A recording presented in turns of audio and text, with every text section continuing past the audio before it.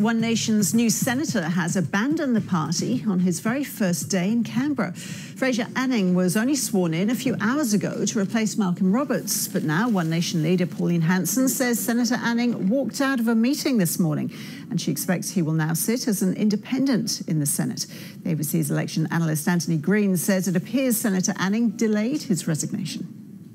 If he was a casual vacancy, if he was appointed by the Queensland Parliament to replace someone who'd resigned, then the Constitution protects this sort of thing from happening. The party would have appointed somebody that was certain was loyal. In this case, it's been filled by recount, and the recount means they've got the number 3 on their ticket after Malcolm Roberts has been knocked out. And clearly, this is again evidence, as previous recounts have shown, that parties must pay attention to who's further down the ticket, or you'll get somebody elected who maybe isn't as associated with the party as you can. I mean, he was re-elected. He's left his resignation until after being sworn in. Probably wasn't necessary, but if he had already resigned from the party, there may have been discussion about it in the High Court. But he's now been sworn in. There's nothing anybody can do about it, and now he's resigned from the party. It's dirty politics, though, isn't it? It is, but I mean, he was brought in by Senator Bernardi, who was elected very high on the Liberal ticket at the last election and then subsequently resigned. So this always happens. Mal Colston was another who was elected time after time on the Labor ticket, and when he didn't get something, he eventually resigned and helped the Howard government on a number of pieces of legislation.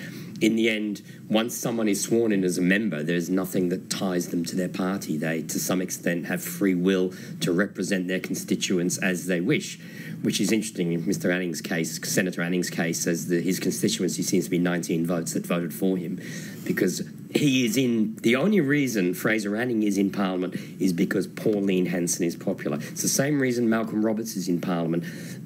He was on Pauline Hanson's ticket. Now, whatever the benefits, personal good things about Fraser Anning and Malcolm Roberts, they are there because they were number 2 and 3 on Pauline Hanson's ticket, and it's her personal appeal that's responsible for both of them to take. So it's entirely... Mr. Anning's decision is entirely a matter for his conscience, and he must judge that.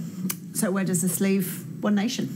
Well, it again exposes the tendency for One Nation to lose members once elected. This is the second member. Well, Rod Cullerton resigned before being disqualified. Malcolm Roberts didn't resign but was disqualified. Now Fraser Anning has resigned. It's a tendency of the party, and they're trying to fight an election in Queensland at the moment, and this is exploding and no doubt will cause problems for them in their Queensland election campaign. So the major lesson to be taken from this to political parties: take care who's on your ticket. Well, the first thing to do is make sure that your candidates are qualified, and if there's anything comes out of this Parliament, it's that nobody who's running with a chance of election for Parliament should allow themselves to be in the position where they can be struck out.